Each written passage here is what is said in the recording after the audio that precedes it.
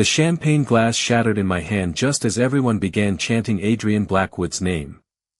Crystal bit into my palm, cold wine soaking my cuff as 100 faces turned toward me beneath the ballroom's amber chandeliers. A string quartet dragged its bow across one final, screeching note.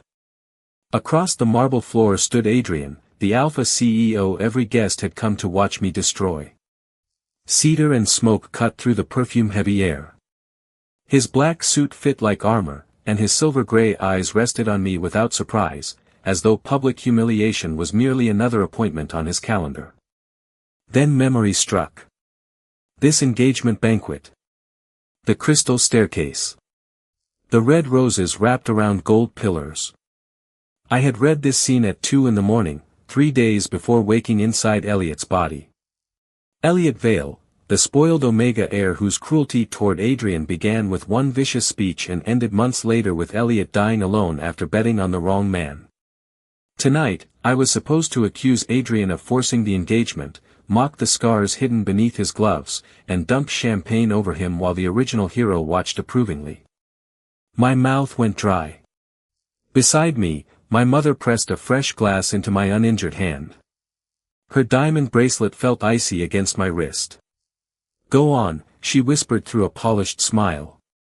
"Make Blackwood understand that the Vale family cannot be bought." The guests leaned closer. Phones rose like rows of dark eyes. Adrian did not move. Only his gloved fingers tightened once at his side. In the novel, that tiny gesture had been described as rage. From 5 feet away, I recognized it as restraint. A waiter approached with a silver tray. On it lay the ceremonial engagement ribbon I was meant to tear apart after insulting him. I looked at Adrian and saw none of the monster the book had promised, only a man standing alone beneath merciless light while an entire room waited for permission to laugh. "Elliot," my father warned from behind me.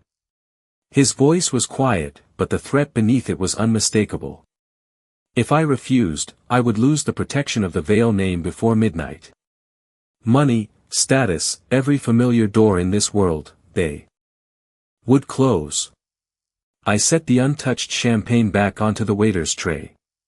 The base clicked against silver, sharp enough to silence the nearest whispers. Then I crossed the floor and stopped beside Adrian rather than opposite him. Heat rolled from the crowded ballroom, yet the space around him felt strangely cool. "There has been a misunderstanding," I said.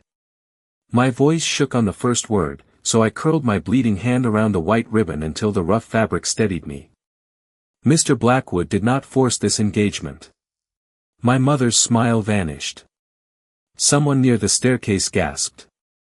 Adrian turned his head slightly, his gaze dropping to the blood staining my cuff before returning to my face.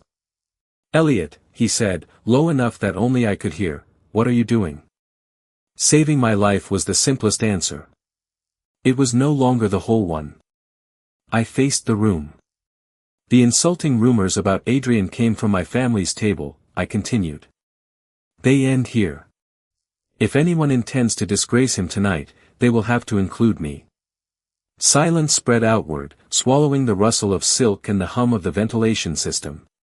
My father stepped forward, his signet ring flashing beneath the chandeliers. "You do not speak for this family." "Then I won't." I unclasped the Vale crest from my lapel. The gold pin was warm from my skin. I placed it beside the champagne glass and heard my mother's breath catch.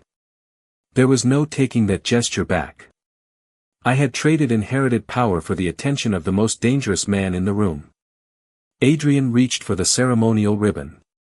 For one dreadful second, I thought he would tear it and leave me exposed. Instead, he wrapped it once around my injured palm, firm but careful, covering the cut. The clean linen smelled faintly of cedar. "You just made an enemy of your own family," he murmured. "I know." His eyes narrowed. "No. You know something else." Around us, conversation returned in fractured whispers, but Adrian's focus never left me. His thumb rested over the knot at my wrist, measuring my pulse through the cloth. "The Elliot Vale I met yesterday would have enjoyed humiliating me," he said. "So tell me, who are you, and why did you choose my side?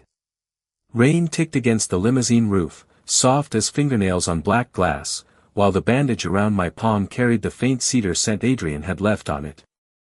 Across from me, the Alpha CEO sat beneath passing ribbons of amber streetlight, one gloved hand resting on a silver-topped cane he did not need. "Your mother has called 6 times, he said. My phone vibrated again against the leather seat. I answered on the 7th. "Return to the Vale residence," my mother ordered. Her voice cut cleanly through the muted hum of tires on wet pavement. "You embarrassed this family for a man who would destroy us without blinking." Adrian's gaze remained on the rain-streaked window, but his fingers tightened around the cane. "I'm not returning," I said. A pause followed, cold and polished. "You do not have the authority to speak for this family." "Then I'll stop speaking as a Vale." I removed the gold crest pin from my lapel. Its needle caught my thumb before I set it on the armrest between Adrian and me. I renounced the crest. My mother drew one sharp breath. "By sunrise, your accounts will be frozen, your apartment reclaimed, and every board seat bearing your name transferred. Do it." I ended the call before my borrowed courage could crack. Adrian turned at last. The city's neon slid across his face in blue and red bands. "You surrendered your inheritance without negotiating." "I'm about to negotiate." 20 minutes later, cold white light spilled across the obsidian table in Adrian's private office. The air conditioning raised goosebumps along my arms, and somewhere behind the walls, an elevator cable groaned. I placed a single blank sheet between us. "Marry me for 1 year." Silence settled with the weight of locked steel. Adrian did not laugh. "That made it worse. Yesterday you arranged my public humiliation," he said. "Tonight you defended me, abandoned your family, and now you want my name. Either you're reckless, or this is an unusually elaborate assassination attempt. A legal marriage gives me protection from the Valles. In return, I give you information." "Information about what?" "The Blackwood Meridian acquisition." The cane stopped tapping against the floor. I continued before fear closed my throat. "Someone inside your executive committee altered the debt schedule. At 9 o'clock tomorrow morning, they'll push you to approve the acquisition before the lenders disclose a hidden acceleration clause. Once you sign, Blackwood Industries will be forced into emergency financing. Your board will call it negligence and remove you." Adrian crossed the room without a sound. Cedar and winter air pressed close as he braced one hand beside the paper. "That schedule has not left a sealed server. Check line 47 against the original filing from Delaware." His expression did not change, but he pressed the intercom. "Wake General Counsel. Bring me both versions." The next 12 minutes were measured by the wall clock's metallic clicks and the quiet rush of documents arriving through the secure printer. Adrian compared the pages once, then again. On line 47, 2 dates differed by 30 days. 1 month, enough to collapse an empire. "Who told you?" he asked. "I can't explain that yet." "Can't, or won't?" "Both." His eyes dropped to the bandage on my hand, then to the discarded veil crest. "And your price is marriage?" "My condition is choice. Separate rooms. No mark. No claim over my body, finances, or movements. Either of us can end the contract after 1 year." Adrian took a fountain pen from his desk. Instead of signing, he wrote 3 additional words beneath my terms: "Mutual consent required." Then he turned the sheet toward me. "You're hiding something impossible, Elliot Vale." I picked up the pen. "Elliot is enough." For the first time, the corner of his mouth shifted, not warmth, not yet, but recognition. Adrian signed below my name and pressed the intercom once more. "Prepare the East Suite at Blackwood Manor. Draft the marriage agreement before dawn." His gaze held mine as security alarms quietly sealed the office doors. From this moment forward, anyone who comes for my husband answers to me. Cold moonlight spilled across the marble foyer, turning Blackwood Manor into a cathedral carved from ice. The air smelled of cedar, old leather, and rain trapped in the wool of my coat. By the time a silent house attendant closed the doors behind me, Adrian had already vanished upstairs, leaving instructions that my east suite remain unlocked from both sides. The mutual consent clause, apparently, applied even to doors. I found him 3 nights later in the library at 2:17 a.m. A fire cracked behind an iron screen, yet the room remained cold enough to sting my fingertips. Adrian sat rigidly beneath a brass lamp, an untouched glass of whiskey beside him and a quarterly report clenched hard enough to wrinkle beneath his thumb. "You should be asleep," he said without looking up. "So should you."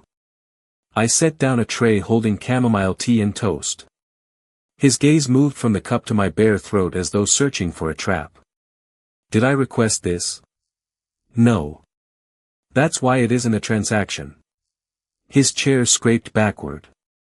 The sharp sound cut through the library, and cedar flooded the air as he recoiled from my hand near his shoulder. I stopped before touching him. In the novel, that reaction had been described as arrogance.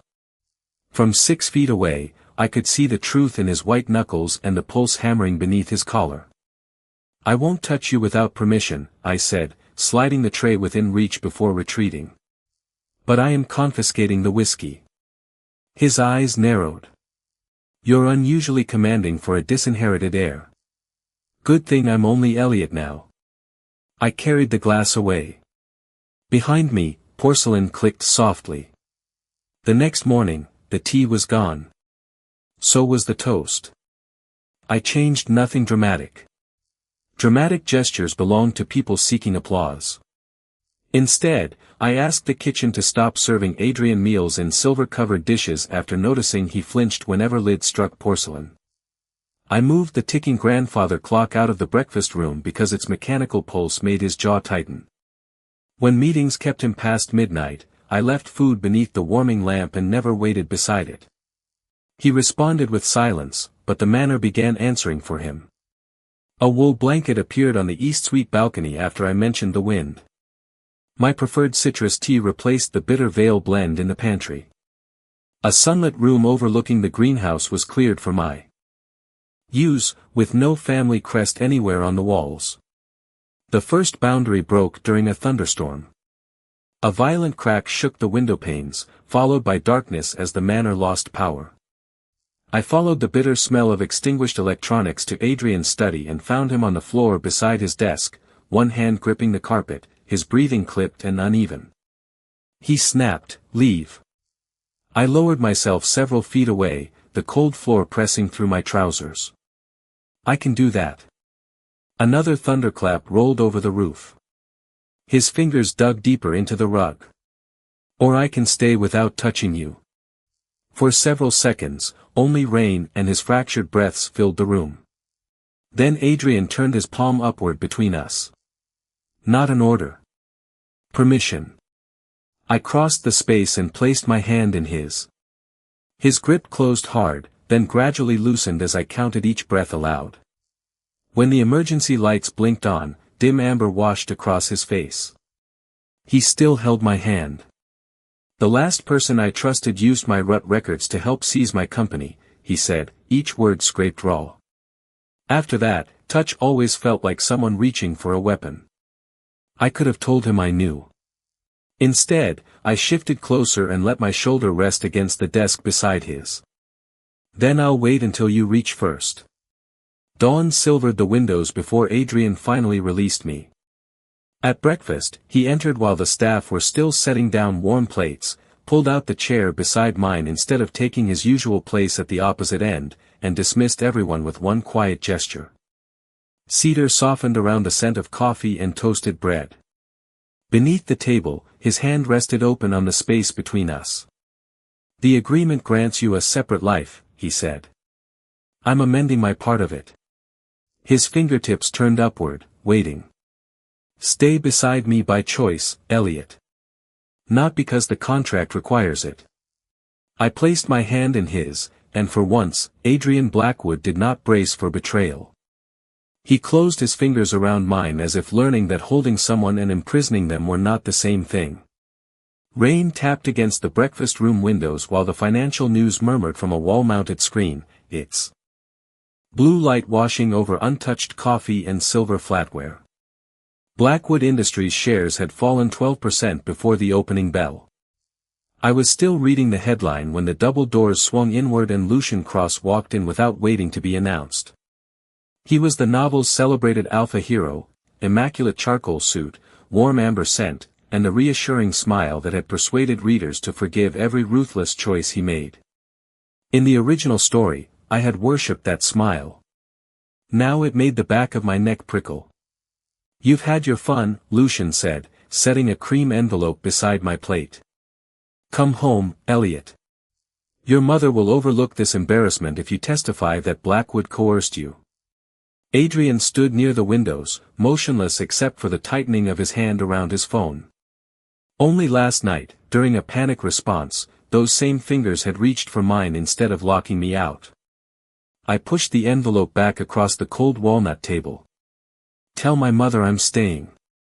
Lucian's smile remained, but his amber scent sharpened like scorched sugar. "That isn't how this ends. It is for me." I expected Adrian to order him out. Instead, Adrian waited, giving me the space to make the refusal my own. Lucian collected the envelope and looked past me. "When he destroys you, remember that you chose the villain." "No," I said. "I chose the man you needed everyone to fear." By noon, the novel struck back. Elevator alarms chimed across Blackwood Tower as executives crowded the 46th floor conference room. Rainwater streaked the glass walls, the air conditioning blew hard enough to lift the corners of the audit reports. 3 shell companies had transferred $18 million from a merger reserve, and every authorization carried Adrian's encrypted signature. A second file showed my Vail credentials accessing the accounting server after midnight. "Impossible," I said. The printed page felt dry and abrasive beneath my thumb. I was at Blackwood Manor. Adrian's legal counsel placed a tablet on the table. Security footage showed someone in my coat entering the server room, head lowered beneath a familiar gray cap. The image was blurred, but the timing was perfect, too perfect. In the book, forged evidence like this had appeared much later, after I betrayed Adrian for Lucian. The sequence was changing because I had refused my assigned role. Adrian's board demanded my removal from the building and an emergency vote on his leadership. Camera shutters snapped beyond the frosted doors, each burst of white light cutting through the corridor. Adrian could have preserved his position by surrendering me.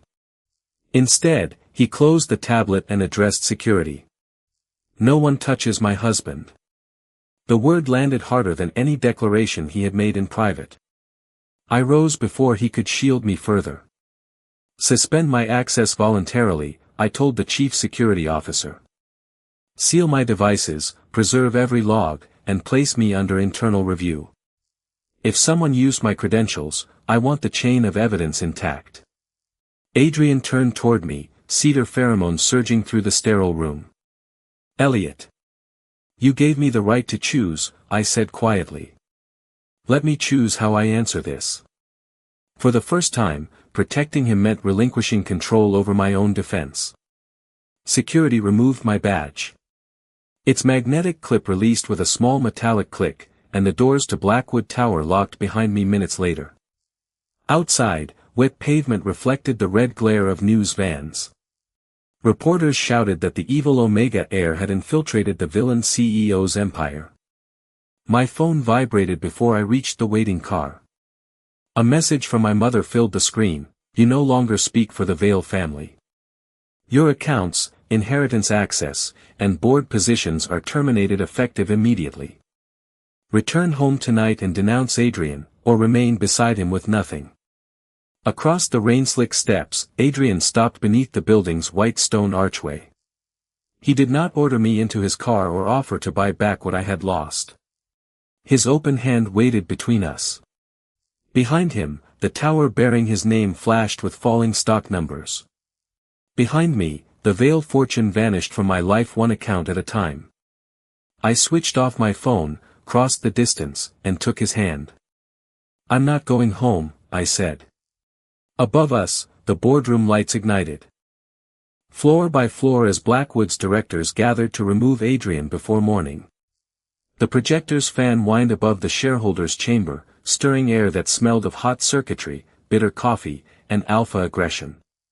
Red figures covered the 40-foot screen behind Adrian's empty chair while rain blurred Manhattan into gray streaks beyond the glass.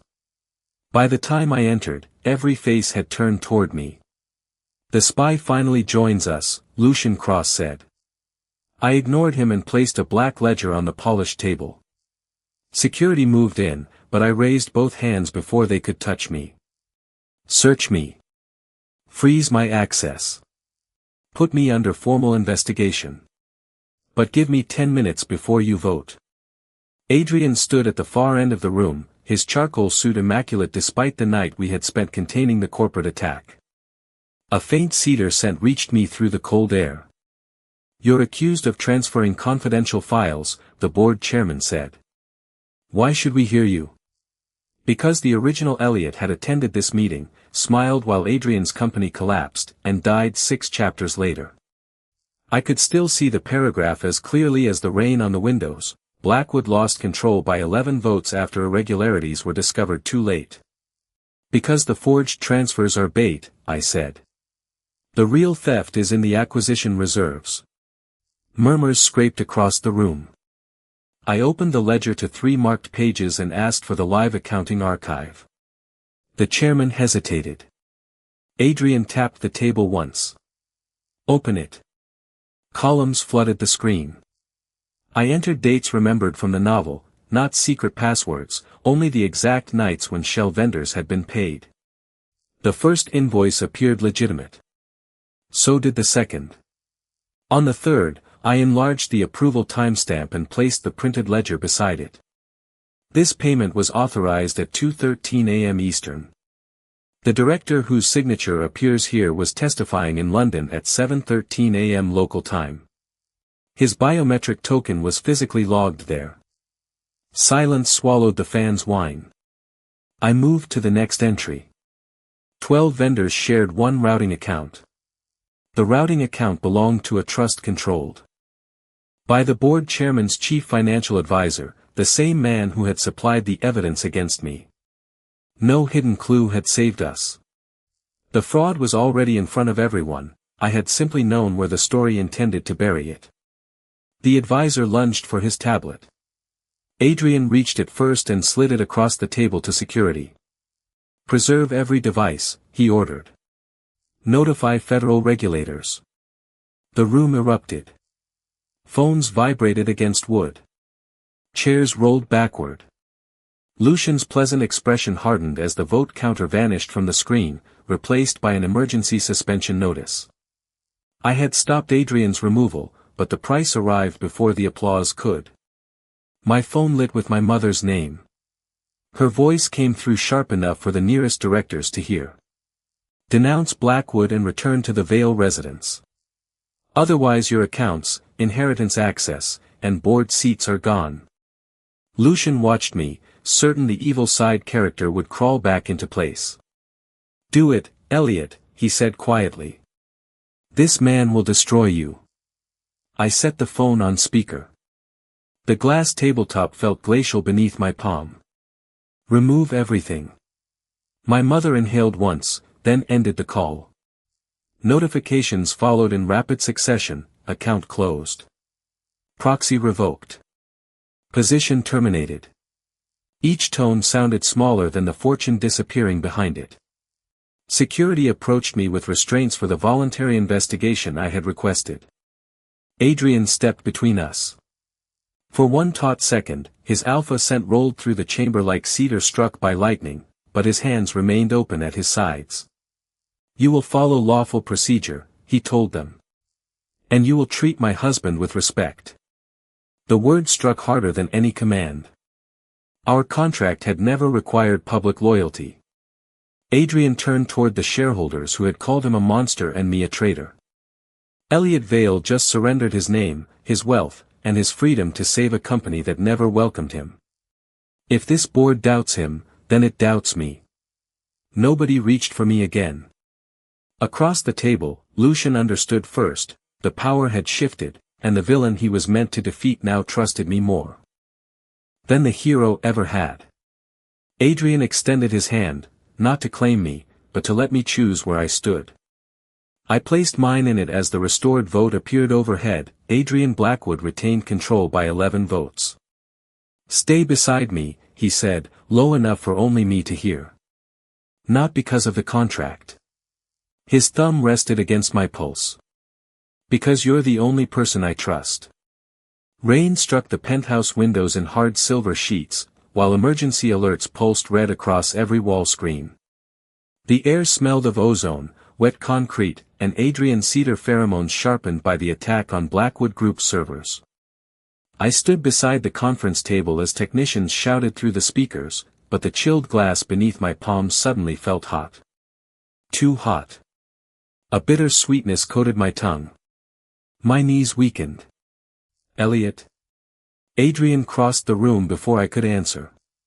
His fingers stopped inches from my elbow, remembering that touch was a question, never an entitlement. Another wave of heat rolled beneath my skin.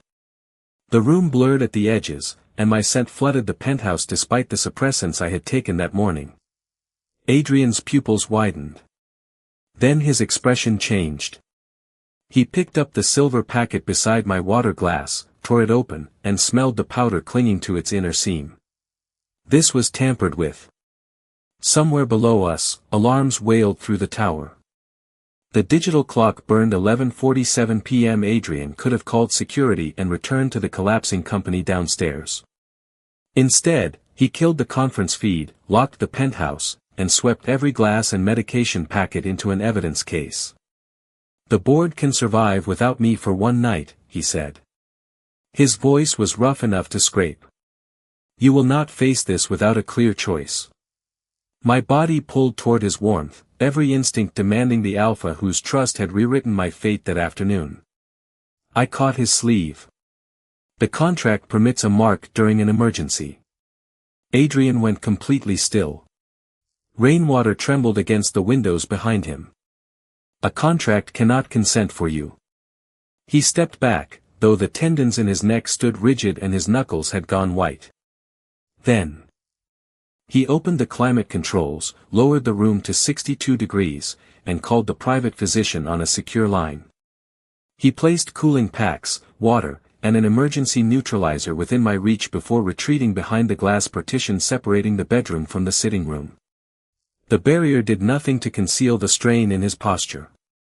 Every time I faltered, he moved toward the door. Every time, he stopped and waited for my permission. "Why?" I asked through the intercom, my forehead pressed against the cold glass. "You could secure the marriage. Secure an heir. Secure me." Adrian removed his cuff links one by one and set them on the floor, as if stripping himself of weapons. "That would not be securing you."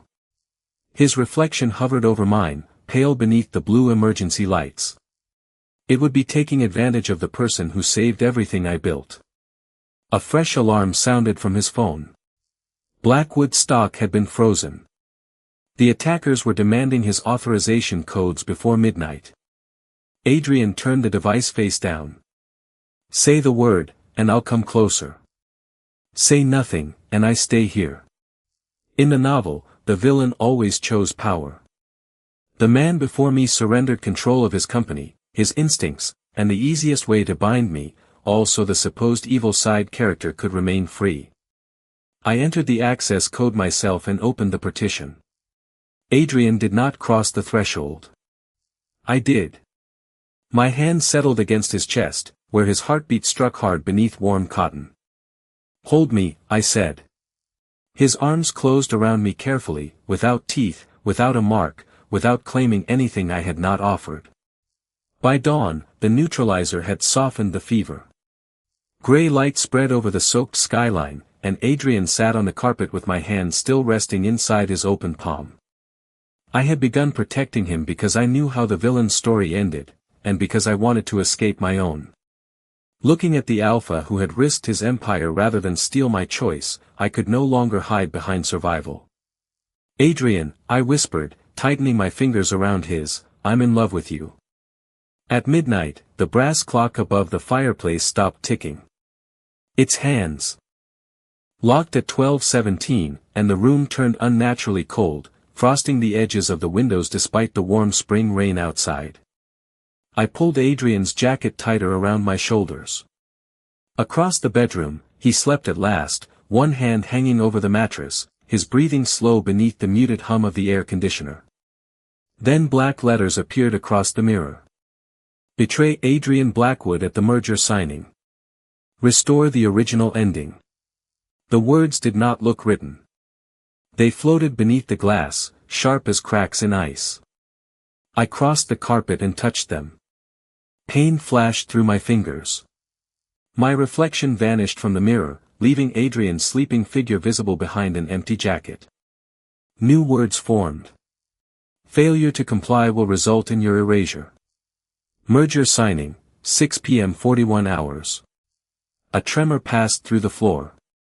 On Adrian's nightstand, our framed courthouse photograph blurred until only he remained. My toothbrush disappeared from the bathroom cup. When I unlocked my phone, every picture containing me had become an empty room. The world was not threatening my reputation, my inheritance, or my life.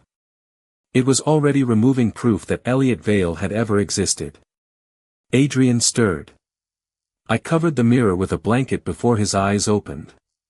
"Cold?" he asked, his voice rough from sleep. "A little." He reached for me, then stopped before touching my wrist, waiting as he always did now. I placed my hand in his. Warm cedar threaded through the sterile scent of the neutralizer. "Stay," he murmured. The command could have sounded possessive from any other alpha. From him, it landed like a request he did not know how to make. I sat beside him until his breathing deepened again. By morning, the first cost had arrived. My access card no longer opened Blackwood Tower. The facial scanner flashed red, and the security guard stared at his tablet. "I'm sorry, sir. There's no Elliot Vale registered in the system." Through the revolving doors, Adrian crossed the marble lobby, speaking into his phone. His gaze passed over me without recognition, then snapped back. He ended the call and strode outside.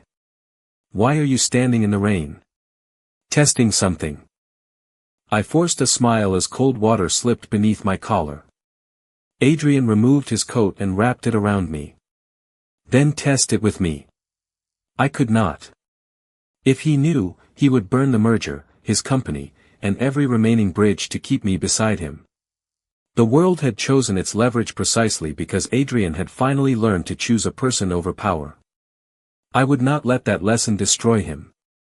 While he entered an emergency board session, I acted.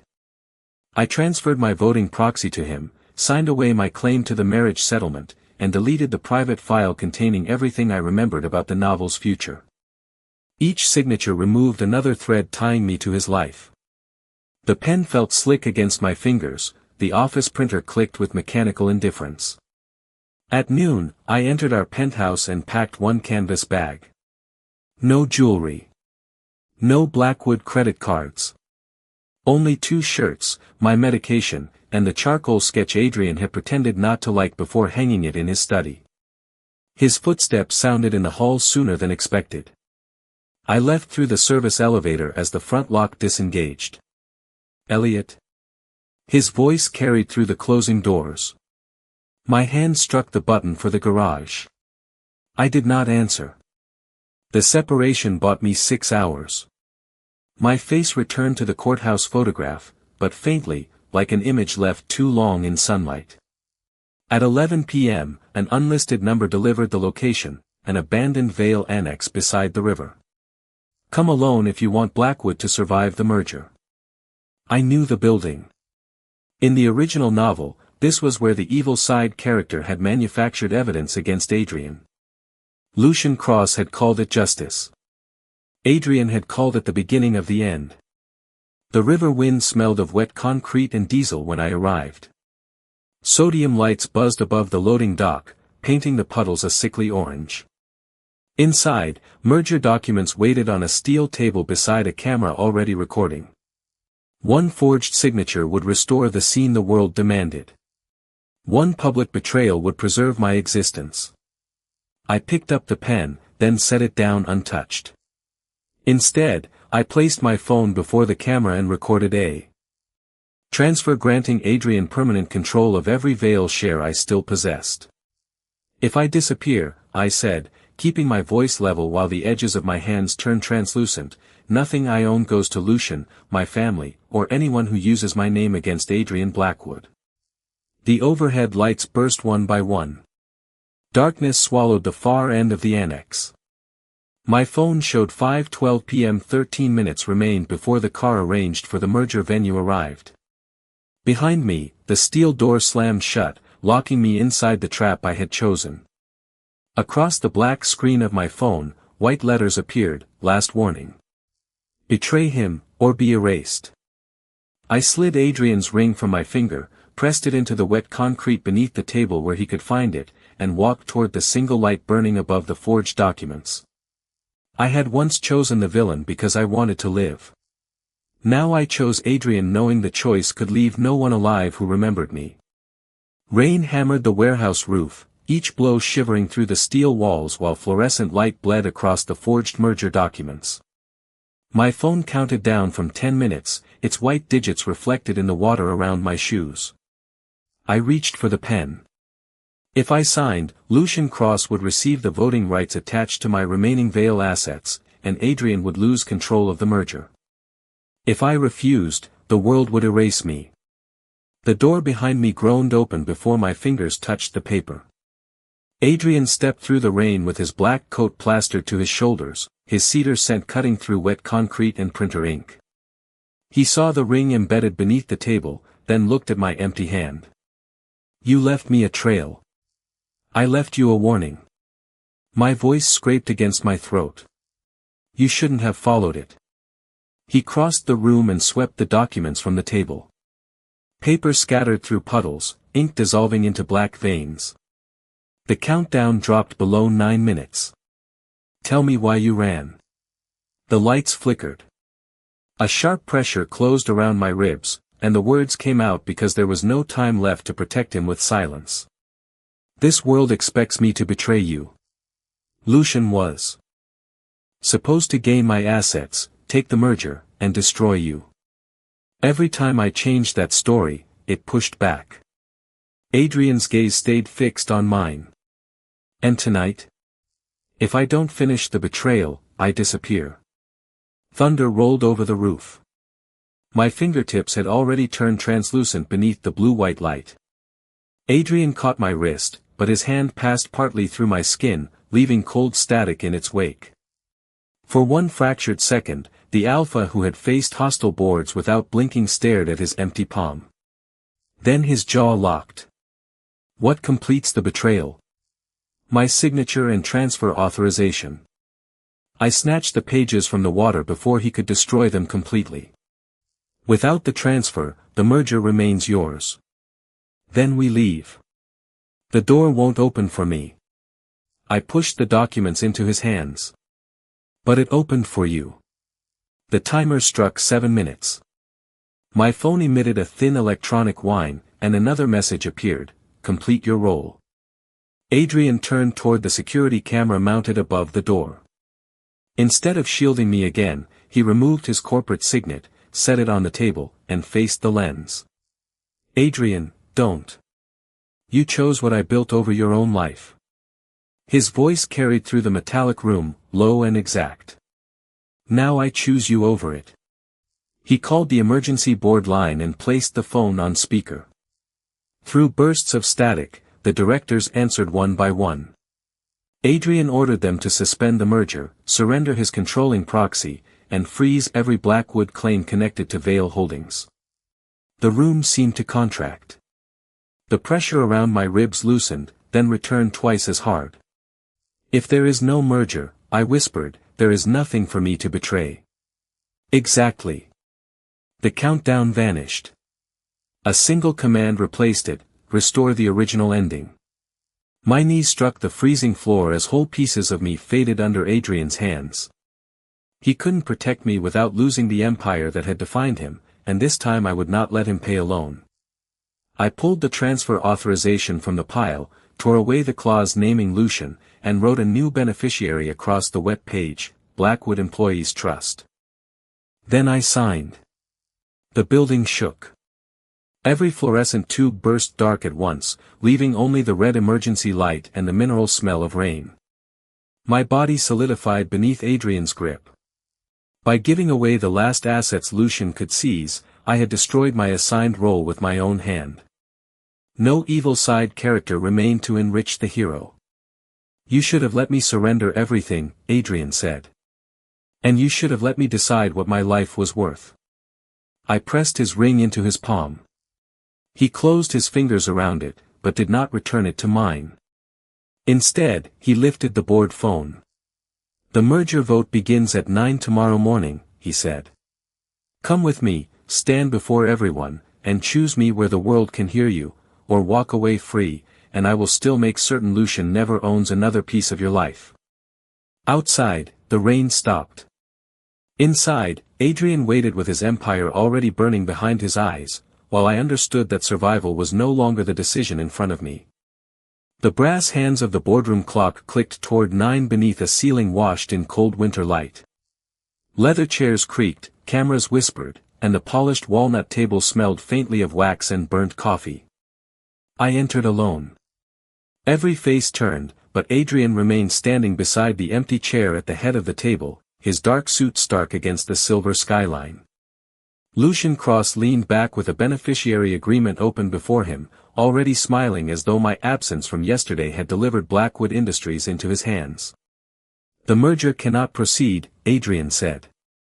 His voice cut through the room without rising. I have surrendered my controlling authority to an independent employee trust, effective this morning. Lucian's smile vanished. Adrian had done more than suspend the deal. By giving up control, he had destroyed the mechanism Lucian intended to seize, and burned the throne everyone believed the ruthless Alpha CEO valued above life itself. My skin prickled as the world pushed back. Letters vanished from the documents beneath my palm. My reflection in the black conference screen turned translucent at the edges.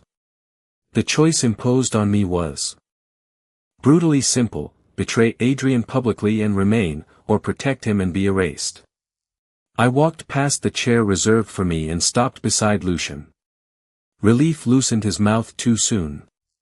You named me beneficiary, he murmured. Finish what the story requires. I did. I placed my final transfer order on the table. The paper rasped beneath my fingertips. Every Vale asset still registered to me was transferred at 8:57 a.m. to the Blackwood Employee Trust. You cannot acquire the merger shares, inherit my voting rights, or use my family's holdings against Adrian. Not now. Not after I'm gone. Lucian surged to his feet, knocking a glass of water across the walnut. You'll disappear. Then you'll lose to someone you considered disposable. The lights flickered. Cold flooded my lungs, and the gold band on my finger slipped through skin that had begun to look like smoke. Adrian crossed the room, but I raised one hand. No. You already saved me by giving me a choice. Let me use it. His jaw tightened until a muscle jumped near his cheek. Then he turned, not toward me, but toward the shareholders and cameras. Record this clearly. Elliot Vale owes me no marriage, no obedience, and no gratitude. Whatever he says next is his alone. The pressure around my body faltered. In the novel, the villain demanded possession and the side character survived by serving the plot. Adrian had surrendered possession, I had rejected the plot. With nothing left to force us into those roles, the command to erase me cracked. Air rushed sharply back into my chest. My reflection returned, first my hands, then my face, while the ring struck the table with a bright metallic note. I picked it up and faced the room. Yesterday, I came to Adrian because I wanted to live. I offered him a contract because I thought choosing the villain was the safest way to escape my ending. I looked at the man who had laid down his empire rather than close his hand around me. Cedar and rain threaded through the sterile air. Today, I choose Adrian Blackwood, knowing exactly what loving him costs, and knowing he would let me leave without collecting a single thing. I slid the ring onto my finger myself. Adrian did not claim me, pull me close, or speak for me. He simply opened his hand between us. I placed mine in it. Warmth moved through his calloused palm as applause began somewhere among the employees, hesitant at first, then rolling against the glass walls like thunder. Security escorted Lucian out under the authority of the new trust, while the shareholders ratified the cancelled merger and Adrian's reduced role as elected chief executive, accountable to the people whose futures he had protected. Months later, morning sun spilled across the smaller Blackwood office, warming the brick walls and the two desks facing the same window. Adrian still woke from nightmares, but now he reached across the sheets instead of locking every door inside himself. I retained my independent assets, worked beside the employee board, and signed no contract that could turn affection into debt. Our wedding took place in the company courtyard beneath strings of amber lights, with no dynastic clauses, no ownership terms, and no promised ending except the one we would keep choosing. I had entered that world determined to love its villain instead. I stayed because Adrian taught me that real love begins only when either person is free to walk away, and both consciously turn toward each other. Thank you so much for staying with me and listening to this story all the way to the very end. Red heart if the story of Elliot and Adrian touched your heart, don't forget to hit like to support the channel and help this story reach even more readers. And if you haven't subscribed to the channel yet, please hit subscribe and turn on the notification bell so you won't miss our next stories filled with romance, secrets, and fateful encounters. Every like, every subscription, and every comment from you is a wonderful motivation for us to continue bringing you more new stories. Thank you for listening. See you again in the next story. Red Heart.